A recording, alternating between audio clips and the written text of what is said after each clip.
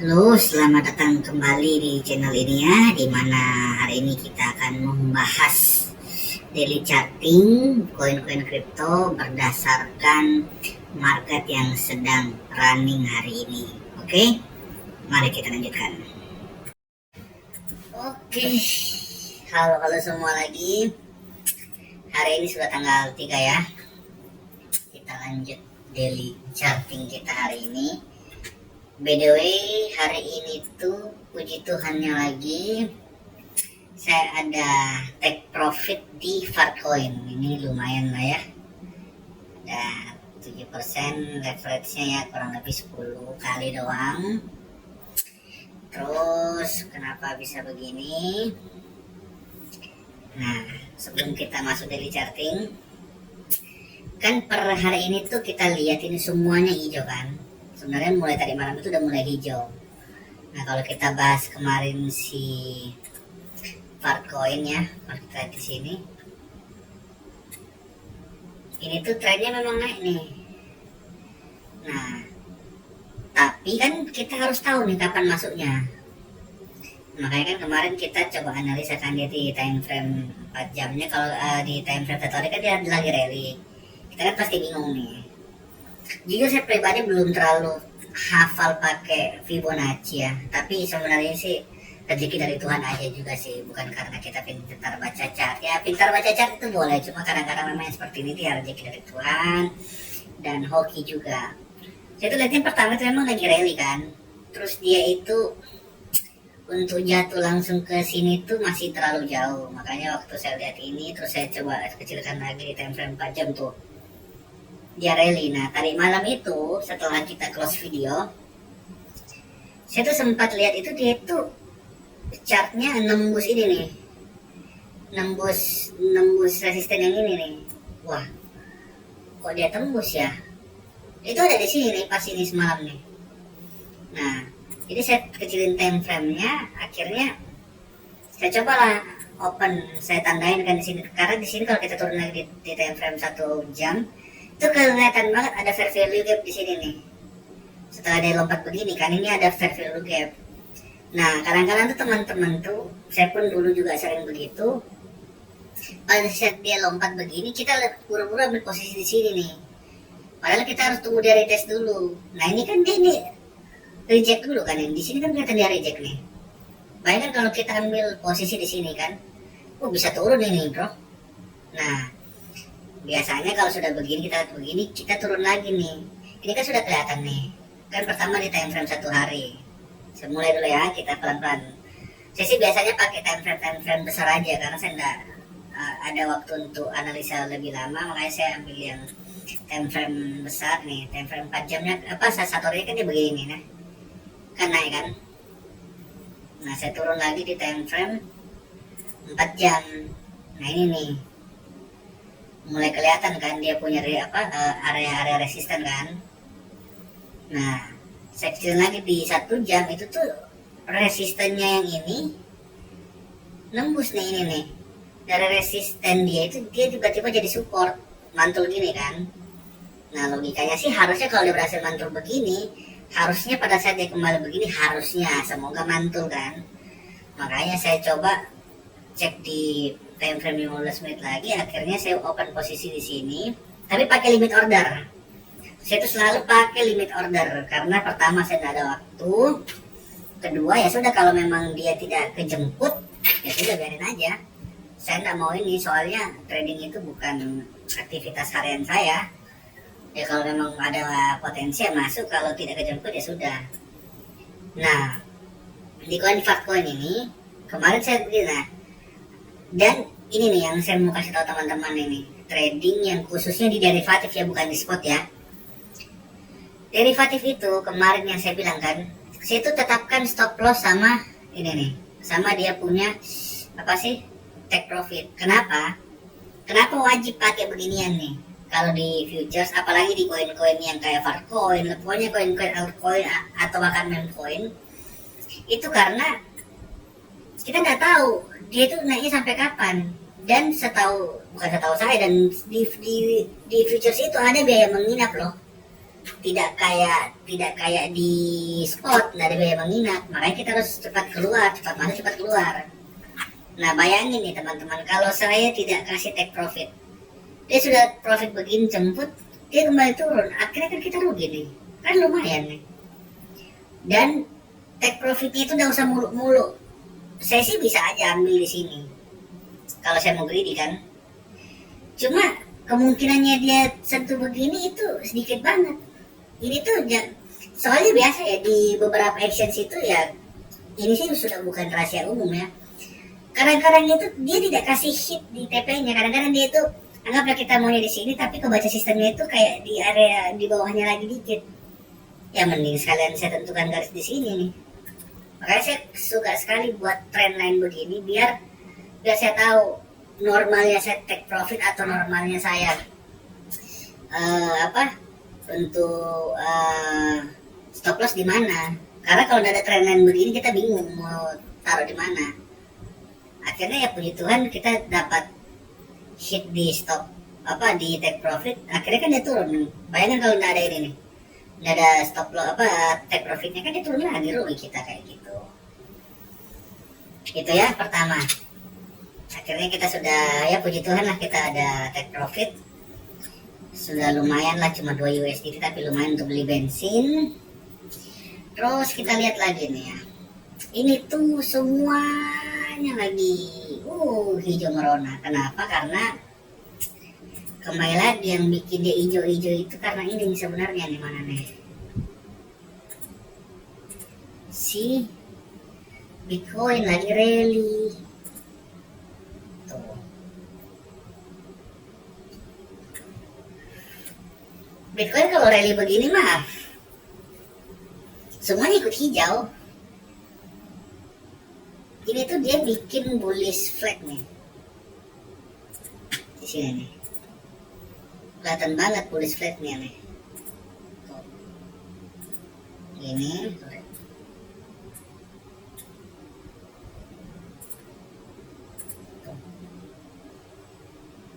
kalau saya sih bilangnya sih bukan bullish flag ya, tapi ini tuh kayak ini. Walaupun memang di sini tuh kelihatannya dari tren naik dia mulai turun kan, tapi ini tuh lebih mengarah ke bullish flag. Yang dimana di sini uniknya dia tuh sudah tembus di sini nih, tembus area resistennya malah nih. Nih.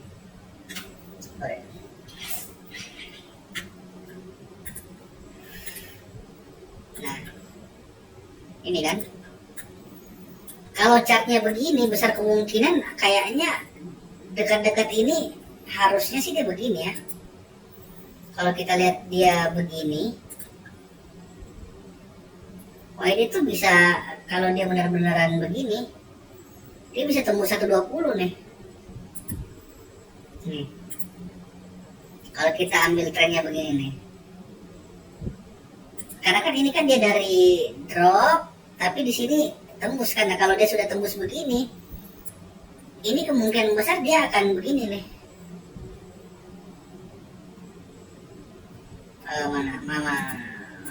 Mama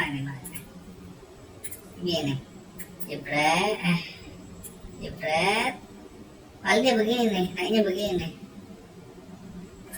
Tapi kembali lagi, kalau dia naik, setiap kenaikan itu pasti ada namanya penurunan. Makanya kemarin saya bilang, saya itu agak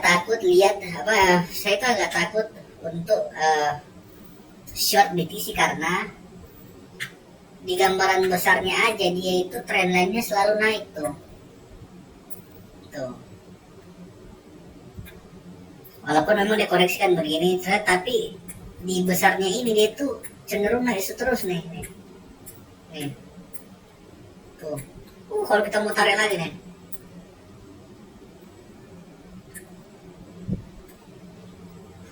Nah terus dia. Nggak apa-apa di short, tapi memang harus hati-hati karena shortnya BTC itu kadang lompat kayak seperti itu. Jadi saya sih sebenarnya rencana mau buka posisi lagi, cuma saya belum tahu di mana posisinya. Cuma ini tuh sepertinya tuh kalau dia bisa bertahan di sini, ini kan dia sudah crossing kan, yang kemarin kita bilang ini yang MA13 sama MA21 kan dia sudah crossing di sini. Stokastiknya juga masih di sini nih. Ini masih berpotensi naik lagi nih. At least mungkin besok dia akan ngeburu di sini nih. Kalau lihat dari ininya, dia itu berusaha ngeburu area sini nih.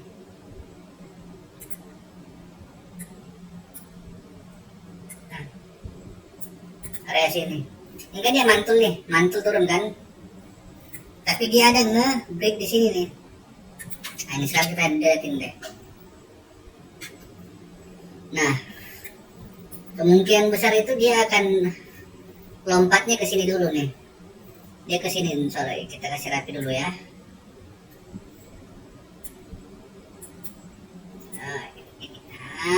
Biar rapi. Kemungkinan dia naik ke sini terus turun ke sini dulu. Area 19 terus dia naik ke sini. 115, 116 terus turun naik ke sini. 13 begitu dia seterusnya. Jadi kalau mau bilang saya mau open posisi kapan, saya lihat dulu nih. Sebenarnya menarik di open long, cuma ada PR dia harus tembus ini kayak gitu. Oke. BTC sudah, Fartcoin sudah.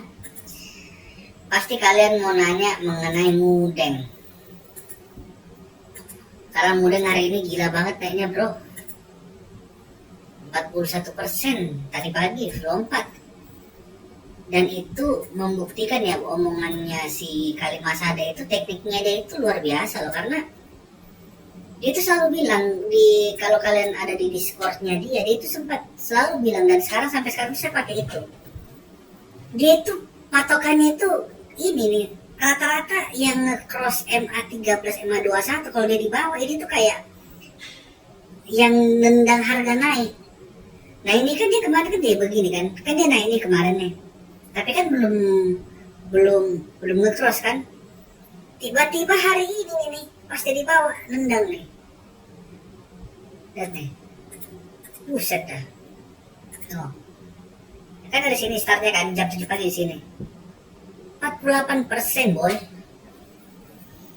Nah kalau kita lihat chart seperti ini, teman kan ada juga yang nanya kan, dia tanya jam berapa gitu. Wah bro, ini Mudeng naik 30%, bisa saya masuk enggak? Sudah jangan lah, kalau market lagi rally begini jangan, tunggu koreksi dulu. Nah makanya ada fungsinya ini time frame ini.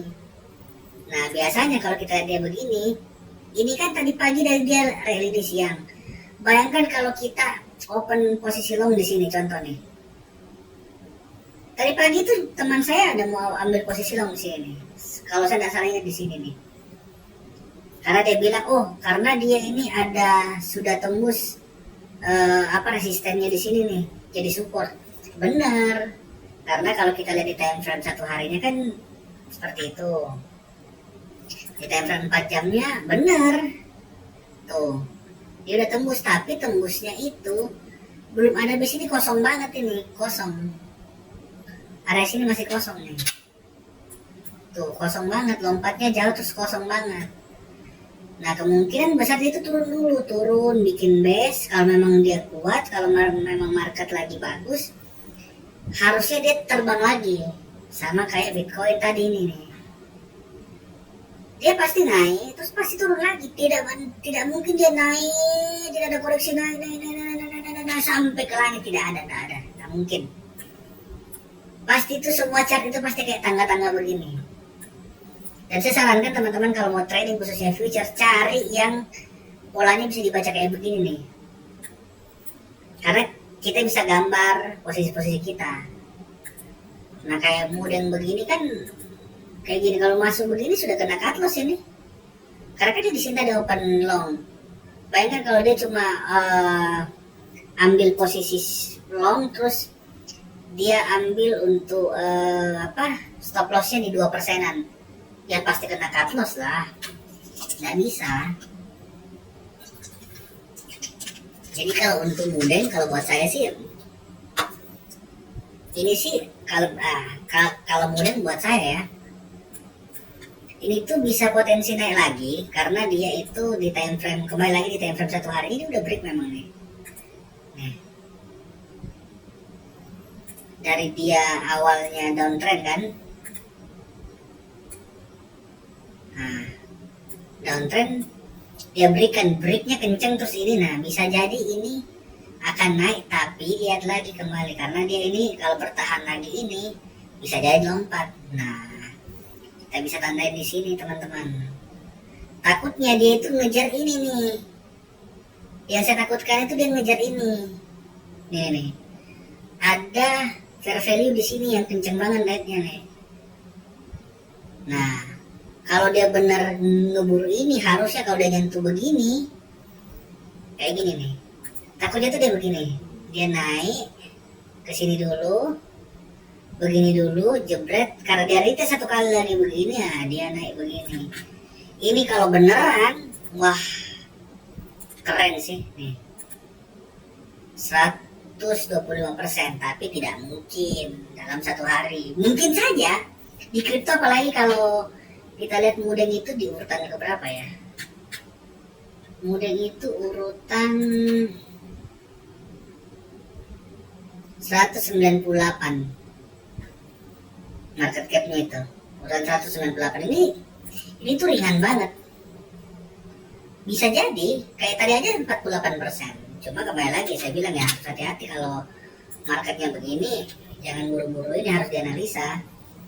Kalaupun yang mau buka long sekarang, saya sih belum sarankan karena dia lagi rally. Ini pun masih jam Amerika kan sudah buka ini setengah jam yang lalu.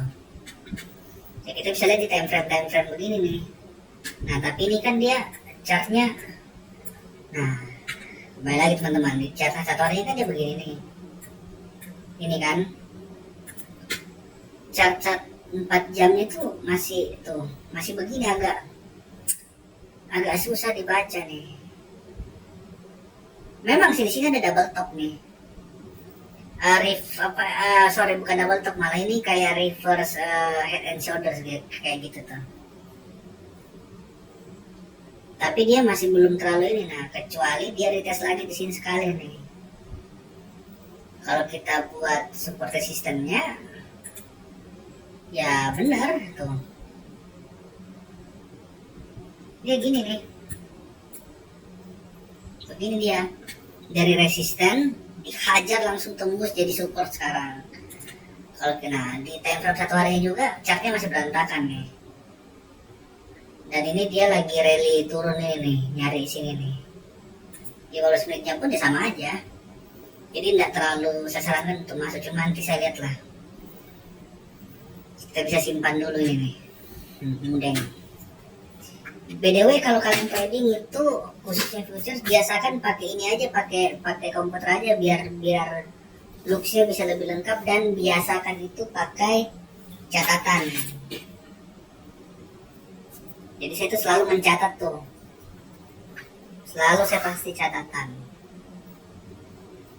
Oke, saya akan pantau BTC sama Mudeng. Oke. Saya biasa tuh kayak gini ya. Tadi Mudeng. Nah, ini BTC. Terus apalagi ya, tadi apa? Mudeng ya. Mudeng mana itu? Nah, ini Mudeng, simpan lagi di sebelahnya. Nah, gitu. Terus kita masuk ke Hyperliquid. Hyperliquid ini sudah sebagian saya take profit, tapi tetap saya runningkan aja, nggak apa-apa lah, soalnya ini chartnya unik banget, ini persis BTC nih, rally-nya nih, tuh, dia cuma sekali doang turun terus rally sampai kiamat ini. Nah ini tuh bisa jadi gini nih, dia kan sekarang lagi retest di sini nih, retestnya kan di sini. Nih. Jadi dia ada pair untuk nge-break. Stokastiknya juga di sini udah mulai empot-empotan dia nih. Dia memang di atasnya MA13 sama MA21, tapi sudah mulai empot-empotan nih. Bisa jadi dia turun, capek. Nah kalau dia sudah di sini, kecuali dia ininya di sini, terus stokastiknya masih di bawah, itu masih kalau contoh di stokastiknya masih di sini, ya kan? Contoh stokastiknya dia begini, terus ininya begini, wah itu masih bisa kenceng lagi tuh. Tapi tetap harus hati-hati, intinya harus hati-hati. Jadi kita simpan dulu lagi hype. PR-nya dia tes resisten ya. Oke. Terus saya mau bahas ini, nggak usah deh. Sui. Ini dia guys. Sui ini keren ini. Akhirnya setelah sekian lama itu dia break. Tuh. Dari head and shoulders, jebret. Terus dia berusaha break di resistennya dia nih. Tapi ingat dulu, ini resisten, areanya resistensi belum break. Cuma secara hukum alamnya sih, ini dia harus tembus nih. Kembali lagi, memang dia punya MA13, MA21 di bawah nih tendangannya kan. Kemarin kan saya juga bilang nih semalam, bisa diputar juga kembali video kemarin. Kan dia kan di sini kan, semalam kan dia di sini tengah-tengah yang candle hijau ini kan. Saya bilang kalau besok tidak ada perang, tidak ada apa, tiba-tiba dia nge-cross, kan dia gini nih. Anggap ini dia nggak ada kan, semalam cuma ini, tapi dia tengah-tengah begini. Hari jam 7 pagi ini kan dia di sini, langsung nendang kan dia. Tapi hati-hati, ada MA50 di atas. Dan stokastiknya sudah di atas nih, lagi empot-empotan, kecuali dia memang lagi, kalau stokastiknya lagi di bawah, terus dia masih begini, wah itu keren itu. Bisa langsung terbang lagi kayak gitu. Di Sui kita simpan lagi ya. Sui. Oke. Jadi sebenarnya gini teman-teman. Kembali lagi saya ingatkan. Sesuai dengan kalimat Bapak Kalimasada ya. Jangan bahas finansial kalau hidup masih sial ya itulah. Makanya saya kasih tahu sekali lagi, kalau main di futures, khususnya futures lah, jangan greedy. Intinya jangan greedy. Kalian tidak bisa hold, kalian punya apalagi orang-orang kayak saya lah yang memang gajinya betul-betul hanya untuk hidup. Kalian mau main-main begini, jangan greedy. Anggaplah begini, anggaplah begini ya. Kalian open long begini, kalian harapnya dia kembali begini, nggak bisa men. Ini potensi turunnya besar. Ya mending kalau kalian mau nunggu begini, mending kalian di spot, karena di spot itu tidak ada biaya menginap. Untuk dia terbang begini dengan market capnya Sui itu agak panjang. Jadi gini teman-teman, kalau kalian buka di coin market cap, ini kan ada list ya, dengan market cap berapa gitu kan. Semakin besar dia market capnya, terbangnya itu lebih susah, berat, karena dia butuh uang banyak. Tapi coba kalian lihat yang si Mudeng ini, terbang karena apa? Market capnya Mudeng kecil, jadi ada orang sunti sedikit aja langsung terbang dia. Nah Sui itu ada di 12, Hyperliquid ada di urutan 11. Jadi kalau kalian buka posisi di futures begitu, jangan lama-lama, bisa bangkrut kalian.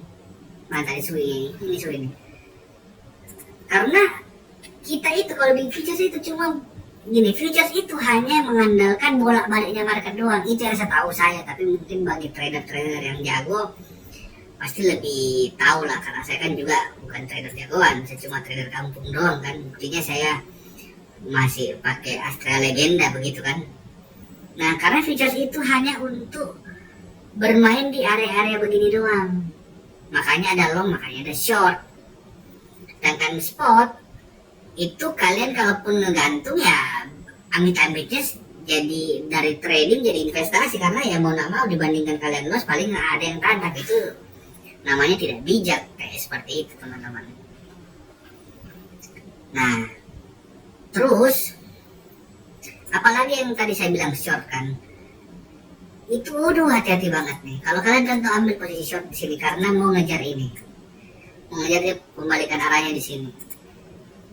Ini kalian harus betul-betul bikin stop loss karena kalau untuk sampai ke sini ini memang bisa cepat, tapi kalau lagi rally begini, market lagi rally ini bisa kena stop loss. Dan harus memang pasang stop loss, itu sudah wajib pasang stop loss, tak bisa. Dulu saya itu selalu rungkat gara-gara nggak pasang stop loss. Karena saya masih mengcopy dari spot ke futures, kebiasaannya, padahal itu tidak bisa. Itu dua hal yang berbeda. Spot itu kita belanja satu kali, tunggu dia naik baru kita jual. Sedangkan di futures kita pasang posisi berharap naik atau dia berharap turun. Ini dua hal yang berbeda. Makanya ya minta maaf banget nih kalau memang ada orang yang bilang, kamu itu trading di futures kayak judi. Ya kita harus terima kenyataan itu. Ini hampir mirip judi, tapi ini masih pakai otak karena ada tekniknya. Kalau kita sabar ya kita untung, dan puji Tuhan sih sebenarnya dua hari ini saya untung ya. Dan kalau sudah profit sudah stop. Itu dia, kalau sudah profit stop. Apalagi buat kita yang ekonominya begini-begini, stop. Kalau sudah profit stop, jangan over trading, stop, cukup. Itu bisa bikin ketagihan. Kayak saya kan yang tadi saya bilang, kenapa saya tadi ada win di Farcoin, karena ya sudah saya pasang posisi tidur, kalau nggak kejemput ya sudah. Karena gini, anggaplah begini, anggaplah kalian pasang posisi long di sini nih. Ini kan, nah. Terus ternyata sampai esok harinya dia tidak kejemput. Begini, udah saya pasang lagi di sini. Jangan libur ya sudah. Kalau memang dia tidak kejemput ya sudah, biarin. Kita lihat aja, karena gini, saya tuh sampai sekarang memegang prinsip futures itu kalau memang dia sudah naik, udah ketinggalan kereta, kita punya option yang lain yaitu short. Contoh kayak ini kan, dia rally nih. Biasa orang trader hebat itu, ya sudah kalau sudah terlanjur rally, kan mereka ada gambar gini nih. Oh iya, kalau dia kalau dia rally begini, kan ada pasti koreksi begini. Oh artinya kalau dia begini, tunggu di sini. Oh ya pasti dia akan kembali ke sini. Nah biasanya mereka open short. Tapi kembali lagi guys, itu adalah trader hebat yang memang hari-harinya mereka trading. Nah kalau kayak saya yang hari-harinya kerja 9 to 5 masih jadi kacungnya orang, nggak bisa. Saya pokoknya pasang posisi kalau contoh nih, saya sudah conviction, saya mau pasang posisi long di sini nih. Ya pokoknya saya mau pasang posisi long deh sini nih. Sini. Pokoknya saya tidur, jebret, tidur. Tapi kalau dia tidak kejemput ya sudah, tinggalin, cari market lain.